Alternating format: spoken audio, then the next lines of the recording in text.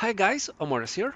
Today we're moving an entire Windows installation to another drive and making it boot exactly like nothing ever happened.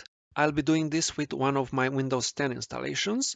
It's about 6 years old, has pretty much everything I need installed and has grown to around 400 gigabytes. And this is a bit of a problem for the 512 gigabytes A data host SSD, which is starting to run out of space. So today I'm moving the whole installation to this 2 terabyte Kingston NVMe drive. Usually this is done by cloning the existing drive. So let's look at why a drive needs to be cloned and why we can't just copy the files over and call it a day like it was possible back in the Windows XP days. Now, if we really want to, we can still manually copy everything from the C drive or just the system files onto a new SSD. But since Windows Vista, the boot manager won't boot if it detects a disk signature mismatch.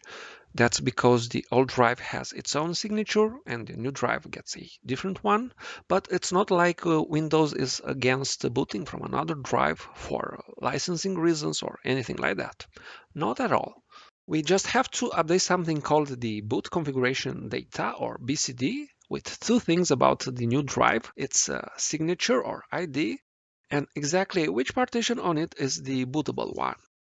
We can do that with a single line command, and once we're done, Windows should boot normally, assuming everything else got copied over correctly. The main issue with this approach is that it may seem like forever to copy the files from one drive to another. My installation has over 1 million files, so it's definitely not worth the time to copy them one to one on the new drive. And that's where today's sponsor, EaseUS, comes in. Their disk copy software is specifically designed to make this whole process much faster, safer, and way easier. EaseUS have been recovering data and cloning drives for over 20 years, so they've had plenty of time to find a solution for pretty much every scenario. No matter what type of drive you have, or whether it's MBR, GPT, or even BitLocker encrypted. All this while keeping things simple on the user side. So without further ado, let's see how I can move everything from my old drive, which in this case is the source disk, onto the new drive, which is of course the target disk.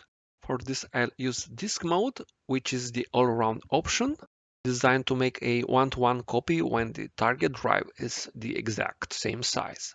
If it's smaller or larger, it will use the AutoFit function by default. So in my case, going from 512 gigabytes to 2 terabytes, AutoFit kept the other partitions the same size and gave all the remaining space to the Windows partition, which kind of makes sense. But if you want to resize the system partition yourself, you can pick Edit Disk Layout and drag the slider to whatever size you want, and use the remaining space to create another partition later. There is also a sector by sector copy option, which basically copies every single sector from the source drive, including empty space. This slows down the process, but it's very useful for encrypted drives. Now back to my own cloning business, I decided to just let the new Windows partition take up all the space since I'm already kind of short on drive letters. And speaking of this, you'll also notice some random drive letters on the target. This copy just assigns them from whatever letters are still free. Nothing to worry about, the system partition will be C once you boot from it.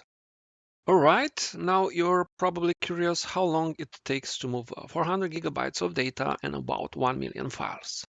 Well, it took 25 minutes. That was all done without using the Windows file interface, which is why all that data could be transferred noticeably faster. And as a side effect, Windows barely reported any disk activity during the cloning process. In any case, the drives involved matter just as much. Cloning a classic hard drive or copying over USB will obviously slow the process down, though using an NVMe drive in an USB enclosure turned out to be pretty fast too. So far so good. Now let's see if our clone boots normally, as EaseUS guarantees it will. For this we have to restart, pick the new drive as the boot device, and Windows should load from it like nothing happened.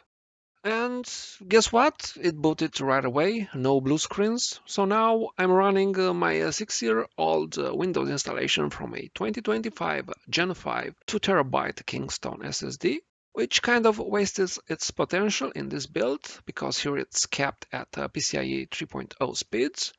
Otherwise, it can hit close to 15 gigabytes per second in a PCIe 5.0 slot. Alright, now let's suppose you still want to do this manually, maybe because you don't want third-party software touching your drives. Fair enough, but this copy actually works completely offline. It doesn't even need an internet connection to check the license key, let alone upload anything to the cloud. Now, besides taking much longer, the other problem with the manual approach is that the Windows installation we're copying needs to be offline, since some system files are in use and locked. The simplest way around that is to boot into Windows PE, ideally from a USB drive with Windows setup on it. And as soon as the first screen loads, we can press Shift plus F10 to open the command prompt.